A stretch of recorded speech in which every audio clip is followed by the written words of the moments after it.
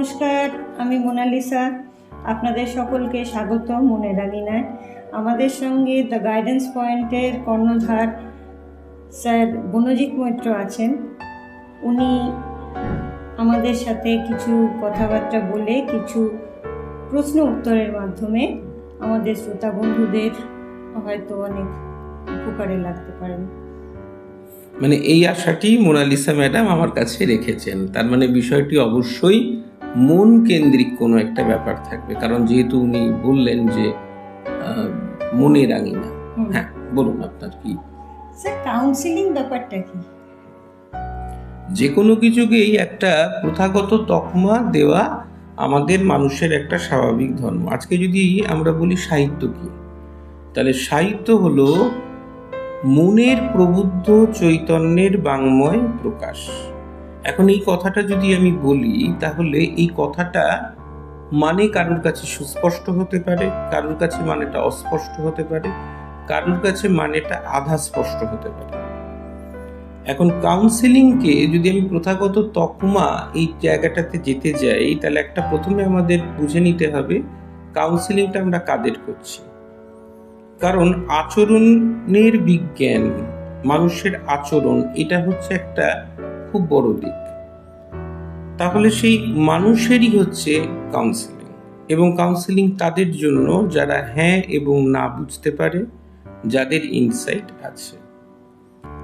Counselling হচ্ছে এক ধরনের সাইকোথেরাপি, যেটাকে আমরা বলছি মনোবিকলন পদ্ধতি, যে পদ্ধতিতে একজন ব্যক্তি তার যে সমস্যা রয়েছে সেই সমস্যা সবচাইতে বাস্তবসম্মত সমাধান সূত্রটি কি সেইটিকে বার করা, এবং অ্যাব্রিয়েকশন পদ্ধতির দ্বারা, সেটা হচ্ছে যে ভাব বিমক্ষণ, সেটাকে আমরা বলছি কাউন্সেলিং।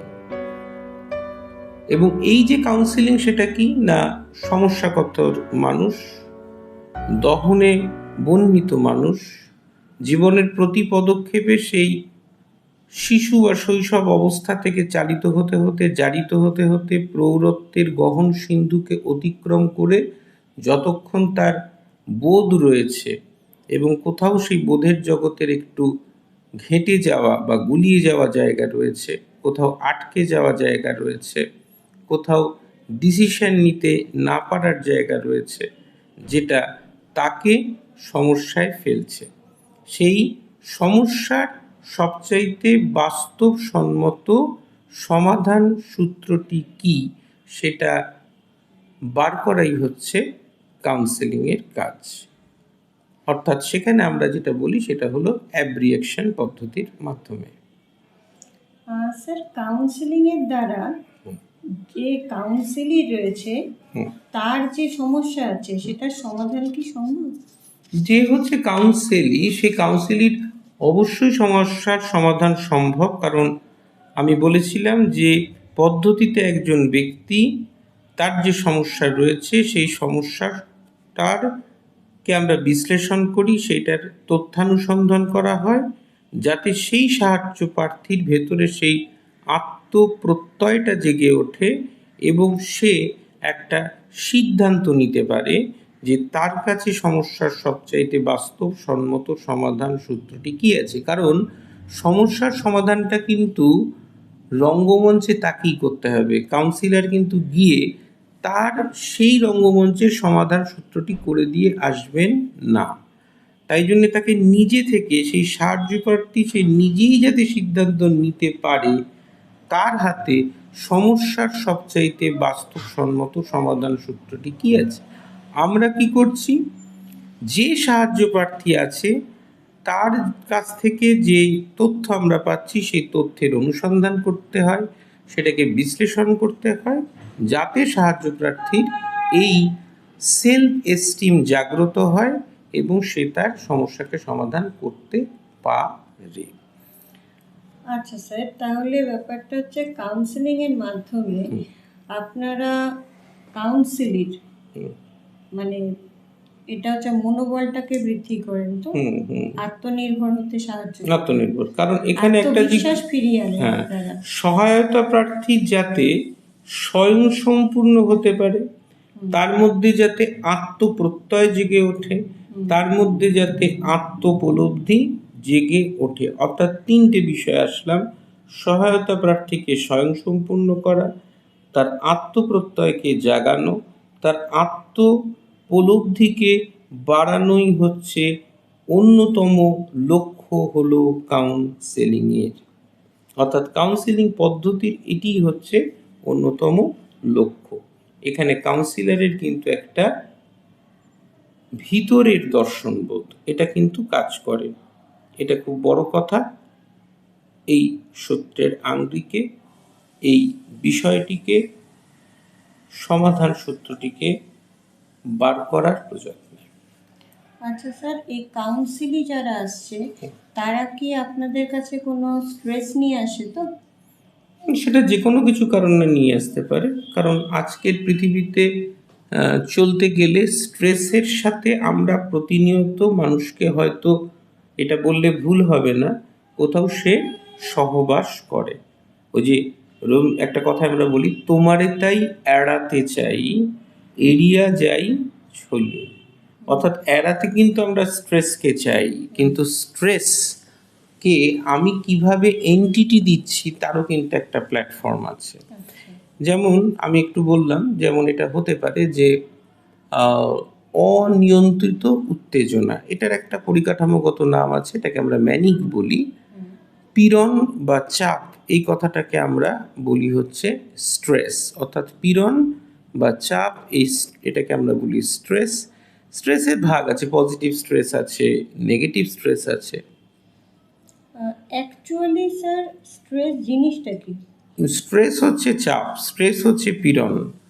এই স্ট্রেস কিন্তু মানুষ যখন পৃথিবীতে মানুষ এসছে, মানে যখন মানুষ যখন পৃথিবীতে ল্যান্ড করছে, একটা শিশু যখন ভূমিষ্ঠ হচ্ছে মাতৃগর্ভ থেকে, যখন পৃথিবীর আলোটা তার কাছে এসে প্রথম স্পর্শ করছে, সে কান্নার মধ্যে দিয়ে তার পৃথিবীতে আগমনের বার্তাকে সে সূচিত করছে। এই যে সেখান থেকে সে যখন আস্তে আস্তে বড় হচ্ছে, তখন আমরা দেখছি প্রথমে সে স্কুলে যাচ্ছে। অর্থাৎ আমি দেখছি যে স্কুলে সেখানে যাচ্ছে, সেখানে বাচ্চাটিকে বিভিন্ন রকম ক্ষেত্রে সে হয়তো স্ট্রেস ব্যাপারটা বোঝে না, কিন্তু কোথাও একটা চাপ, এই ফিলটা কিন্তু তার মধ্যে হতে থাকে। কারণ অনেক সময় আমরা দেখি যে তাদেরকে একটা র্যাট রেসে ফেলে দেওয়া হয়, শিশুর কাছে সেটা তখন হয় এক ধরনের চাপ। তারপরে সে এগোতে থাকছে, কৈশোর আসছে, বয়ঃসন্ধি আসছে, তখন পিয়ার গ্রুপদের সাথে চালিত হতে হতে সেখানেও অনেক রকমের স্ট্রেস আসে। তারপর জীবন থাকলে কর্ম আছে, কর্ম থাকলে কর্মের জগৎ আছে। কর্মজগৎকে অনেক সময় আমরা দেখতে পাই যে সেখানেও কিন্তু অনেক রকমের স্ট্রেস আছে, অনেক রকম স্ট্রেসের সাথে তাকে কিন্তু মোকাবিলা করতে হয়। এইভাবে স্ট্রেস কিন্তু ওই প্রথম থেকে শুরু করে, অর্থাৎ সেই ভূমিষ্ঠ হওয়ার জায়গা থেকে শুরু করে প্রত্যেকটা পদক্ষেপের মধ্যে দিয়ে চলতে থাকে। আমি যে কথাটা বলেছিলাম যে পজিটিভ স্ট্রেস এবং নেগেটিভ স্ট্রেস, হ্যাঁ এটা হতে পারে, কিছু ক্ষেত্রে স্ট্রেসের প্রয়োজন আছে। আজকে যদি স্ট্রেস নাই থাকে এবং একজনের সামনে একটা পরীক্ষা আছে, তাকে স্কুলে পরীক্ষা দিতে হবে কি কলেজে পরীক্ষা দিতে হবে, তার কোনো চাপই নেই, সে হেলা ফেলা সারা বেলার মতো কাটিয়ে দিচ্ছে, তাহলে সে বলছে যে আমি স্ট্রেসও নেব না, আমি পড়াশোনাও করব না, কিছুই করব না। ওই যে জায়গাটা আমি বললাম, কিংবা পরীক্ষার ফলাফল বেরোচ্ছে, হঠাৎ করে হৃৎপিণ্ডের গতিগুলো বৃদ্ধি পেয়ে যাচ্ছে, নম্বরটা কীরকম হবে, এবার রেজাল্টে সে দেখছে দারুণ ফল লাভ করলো, তখন ওই যে চাপটা ছিল সেটাকে কিন্তু সে ভুলে যাবে। ওই স্ট্রেসটা তার সাময়িক কারণের জন্য তৈরি হয়েছিল। এবং এই যে আমি প্রথাগত তকমায় যাচ্ছি না, খুব সহজে বোঝাতে যেটা চাইছি, স্ট্রেসের কিন্তু প্রয়োজন আছে, কিন্তু বাড়তি কোনো কিছুর কিন্তু প্রয়োজন নেই।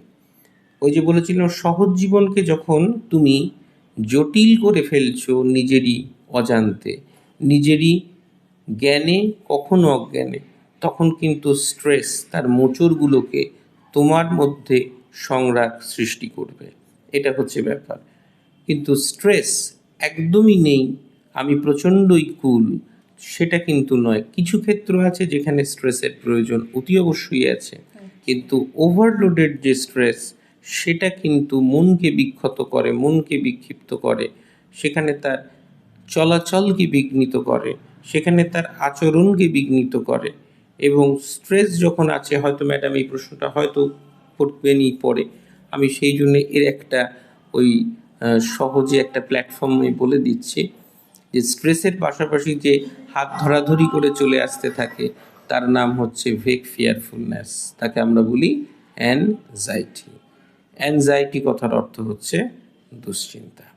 এবং আপনি জানবেন যে এই স্ট্রেসই হোক বা অ্যানজাইটি হোক বা অ্যাঙ্গারই হোক বা অ্যাগ্রেশনই হোক, সেটা যাই হোক, যেভাবেই হোক, যেভাবেই তার প্রকাশ ঘটুক, একে কিন্তু দমন করা সম্ভব কাউন্সিলিংয়ের মাধ্যমে।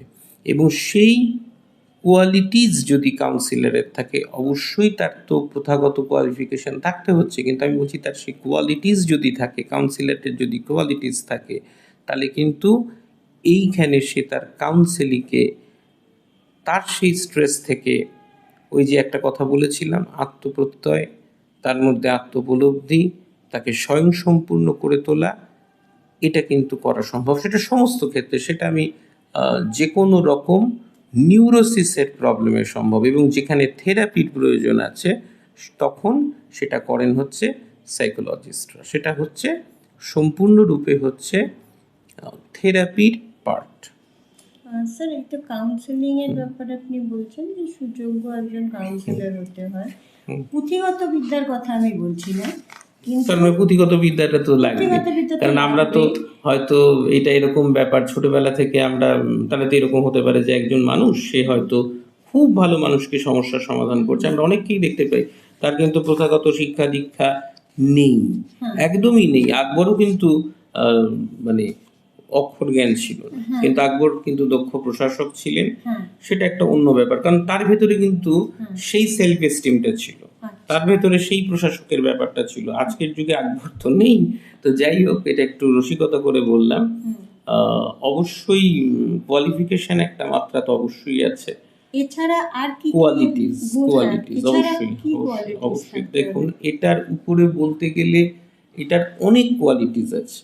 একজন কাউন্সিলর হতে গেলে তার মধ্যে কত ধরনের কোয়ালিটিস আছে, এটাকে কিন্তু ঠিক গুণে শেষ করা যায় না, সহজ কথায় বলতে। মানে একে চাইলে আমি 60খানা 60 এতগুলো পয়েন্টের প্যারামিটার দিতে পারি, আমি চাইলে এটাকে 20টা পয়েন্টের প্যারামিটার দিতে পারি। কিন্তু একটা কথা আমি বলবো যে কোয়ালিটিসটা কেন আসছে, কেন, দেখুন, শ্রোতা একটা খুব বড় কথা। ডেসক্রিপশানে যখন উগরে দিচ্ছেন কোনো কাউন্সিলই তার সমস্যাকে, সেখানে তার কাছে কিন্তু কাউন্সিলর কিন্তু অ্যাক্টিভ লিসনার। এবার এই যে ইংরেজিতে ছিল শোনা, রবীন্দ্রনাথের গানেও ছিল যে কিশোর শোনায়, এই যে শোনা, এই শোনাটা বাংলাতে আমরা শোনা বলছি, কিন্তু ইংলিশে দুটো জিনিস আছে।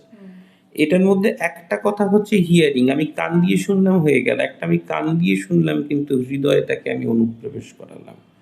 অর্থাৎ সমস্যাপ্রবণ যে মানুষটি, যার কথা কেউ শোনে না, সেই সমস্যাপ্রবণ মানুষটির কথাকে আপনাকে ধৈর্য নিয়ে শুনতে হবে। আপনি একজন, আপনার প্রথম রোলটাই হতে হবে আপনি একজন দক্ষ শ্রোতা, আপনি একজন দক্ষ বক্তা, এইটা কিন্তু নয়। এটাই আমার মনে হয় একটা খুব বড় পয়েন্ট হতে পারে, যে একজন দক্ষ শ্রোতা হতে হয় একজন মনস্তাত্ত্বিক কাউন্সিলরের একটা দিকে, অর্থাৎ কাউন্সিলিংয়ের একটা ক্রাইটেরিয়ার হতে হয় তাকে দক্ষ শ্রোতা, এটা আমরা বলতে পারি। তার পাশাপাশি একটা জিনিস আছে, আমরা বলি ব্যক্তিত্ব। একটা গ্রহণযোগ্য ব্যক্তিত্ব, এই বোধটাকে সেখানে আসে। এবং এখানে কিন্তু কাউন্সিলরের নিজের ব্যক্তিগত যে আবেগ অনুভূতি, তার কিন্তু জায়গা নেই, কারণ তার ব্যক্তিগত আবেগ অনুভূতির জায়গা যদি চলে আসে, তাহলে সেটা হয়ে যায় কাউন্টার ট্রান্সফারের পার্ট। সেখানে একটা সহমর্মীর দিক আছে। ওই যে হাল ভেঙে যে দিশা হারিয়ে ফেলেছে, তার কাছে নাবিকের প্রয়োজন। এখানে যেরকম কেয়ারফুলনেসের প্রয়োজন, এখানে কিন্তু এমপ্যাথির প্রয়োজন। এগুলো অনেক প্রচণ্ড কঠিন, এগুলো এক একটা বলতে গেলে এক একটা এপিসোড বলতে হয়। আমরা অনেকে বলি সিম্প্যাথি অত্যন্ত বাজে জিনিস। সিম্প্যাথি কীরকম, কাজী নজরুল ইসলাম বলছেন একটা জায়গাতে, একটা কবিতাতে, সেখানে উনি বলছেন, গুড়ায় লঙ্কা পকেটেতে ঢোকা, এই বেলা নিস্তর ঘরটাও শেষকালে। অর্থাৎ মানেটা হচ্ছে যে একজন অডিয়েন্স সামনে আছে, যিনি বলতে উঠেছেন, তিনি লঙ্কার গুঁড়োটি কাছে রেখেছেন, কারণ তার চোখ দিয়ে জল বেরোয় না। মানুষ দেখছে যে যদি ও দেখছে আমি যদি চোখ দিয়ে জলটা আমার না বেরোয়, তাহলে অডিয়েন্স বুঝতে পারবে না আমি কাঁদছি। সহমর্মিতা হচ্ছে আহা উহু দেখানো। এই সহমর্মিতার কিন্তু কোনো ভূমিকা নেই। আমরা অনেকেই আছি যে যিনি সহমর্মিতার ভূমিকা আছে, আমি একটুখানি গুলিয়ে গেল কথাটা, আমরা যেটাকে বলছি সিম্প্যাথি, এই কোনো গুরুত্ব নেই। গুরুত্বটা হচ্ছে এমপ্যাথি। তো যে সমস্যায় দিল তার সমস্যাটাকে তাকে ফিল করতে হয়, এবং সেই ফিল না, আমি যদি ফিলটাই না করি, ফিল করতে যদি আমি না পারি, তাহলে তার সমস্যার সমাধানটাকে আমি কিভাবে প্রকাশ করবো? এর অনেক পয়েন্ট আছে। তারপরে যে কোনো কাউন্সিলরের যে কোনো ক্ষেত্রে জ্ঞান অর্থাৎ নলেজের প্রতি কিন্তু একটা উদ্গার থাকতে হয়, যেখানে তার মধ্যে খিদে থাকতে হয় জ্ঞান সাম্রাজ্যের, যেখানে তাকে ধৈর্য থাকতে হয়, যেখানে তাকে সিনসিয়ার হতে হয়। এরকম আমরা অনেক পয়েন্ট বলতে পারি, যেগুলোকে আমরা বলি দৃশ্যগ্রাহ্য উপাদান। তার সঙ্গে সঙ্গে আরও অনেক কিছু অদৃশ্যগ্রাহ্য উপাদান আছে, এগুলো টেকনিক্যাল সাইড। কিন্তু এই কথাটা আমি বারবার করে বলতে চাই যে যে কোনো মানুষের কাছে আপনি আপনার যদি প্রবলেম বলেন, আপনি অবশ্যই হয়তো তার সমাধান সূত্র পাবেন, কিন্তু আপনার মনের ভেতরে কোথাও একটা হয়তো ভয় কাজ করতে পারে। এবার হয়তোটাকে আপনি প্রশ্রয় দেবেন কি দেবেন না, কারণ ঈশ্বর আপনাকে নির্বোধ হতে বলেননি, তিনি আপনাকে বোধ এবং বুদ্ধি এই দুটো দিয়ে কিন্তু তিনি আপনাকে পৃথিবীতে পাঠিয়েছেন। আপনি ঈশ্বর মানুন বা নাই মানুন, আপনার ভেতরে যাতে আত্মপ্রত্যয় জেগে ওঠে, আপনার ভেতরে যাতে আত্মোপলব্ধি জেগে ওঠে, এবং যাতে আপনি স্বয়ংসম্পূর্ণ হয়ে উঠতে পারেন, তার জন্যে আপনার মধ্যে সমস্যা যদি থেকে থাকে, তাহলে আপনি আসুন তাদের কাছেই, যারা হচ্ছে প্রফেশনাল কাউন্সিলর। কারণ একটা দিক থেকে আজকে সমাজে এই কাউন্সিলিংয়ের কিন্তু ব্যাপক ভূমিকা রয়েছে, এটা আমার মনে হয়। কারণ আপনি যে প্রশ্নটা করেছিলেন, সেই প্রশ্নটা যদি আমি কিছুটা বলবার চেষ্টা করলাম, যে কিছু কিন্তু গুণ কাউন্সিলরের থাকতে হয় তার অধীত পঠনের সাথে সাথে, তবেই সে কিন্তু আমার মনে হয় কিছুটা হলেও, খুব একটা সাধারণ কিছু হলেও, সে কিন্তু কাউন্সেলিং পারবে করতে। অবশ্যই তার প্রথাগত ডিগ্রি লাগবে, কিন্তু তার পাশাপাশি তার কিছু কোয়ালিটিসেরও প্রয়োজন আছে। হ্যাঁ, এটা হচ্ছে বিষয়। আচ্ছা স্যার, আমাদের শ্রোতা বন্ধুরা যদি কেউ কারোর প্রবলেম সলভ করার জন্য আপনার পরামর্শ চায়, তার জন্য একটু কাইন্ডলি আপনার নাম্বারটা যদি একটু বলেন, কন্ট্যাক্ট নাম্বারটা।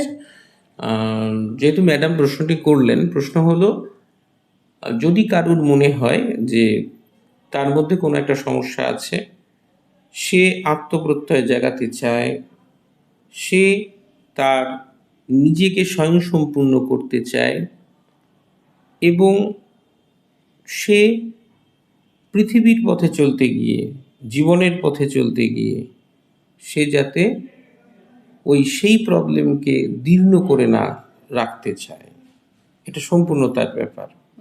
তার জন্য অনেক কাউন্সিলারই রয়েছেন, অনেক বড় বড় মানুষই রয়েছেন।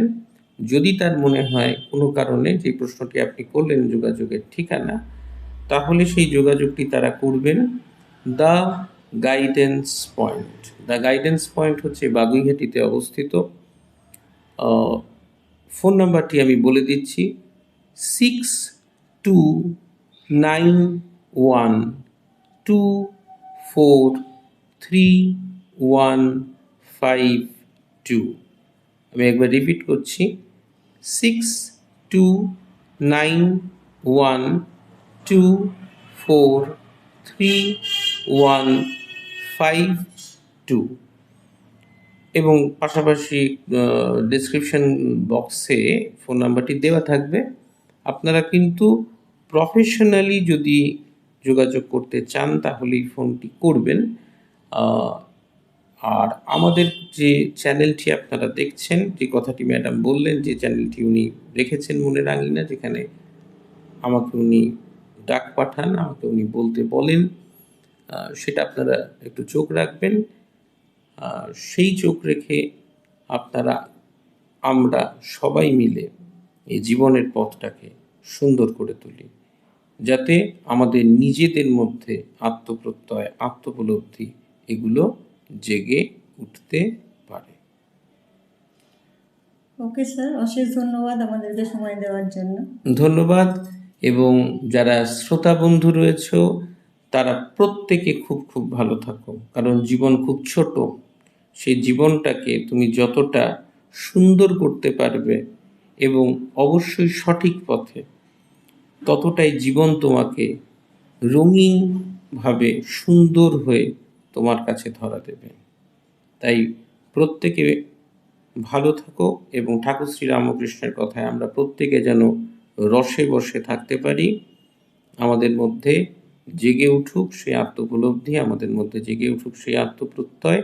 আর যদি কখনো মনে হয় যে প্রফেশনাল সহায়তার প্রয়োজন, তাহলে যে নম্বরটি বললাম সেই নম্বরটিতে আগে থেকে অ্যাপয়েন্টমেন্ট করে নিতে হবে। তাহলে সামনাসামনি দেখাও হয়ে যাবে, কথাও হয়ে যাবে। হয়তো নিশ্চিত করে এটাও হয়তো আগে থেকেই বলে দিচ্ছি, তোমার সমস্যার সমাধানের উত্তর তুমি পেয়ে যাবে। প্রত্যেকে খুব খুব ভালো থাকো এবং আনন্দে থাকো। ধন্যবাদ। আর খুব তাড়াতাড়ি মনের আঙিনায় আবার আমরা আপনাদের কাছে ফিরে আসবো স্যার মনোজিৎ মৈত্রের সাথে। আজকের জন্য নমস্কার। নমস্কার।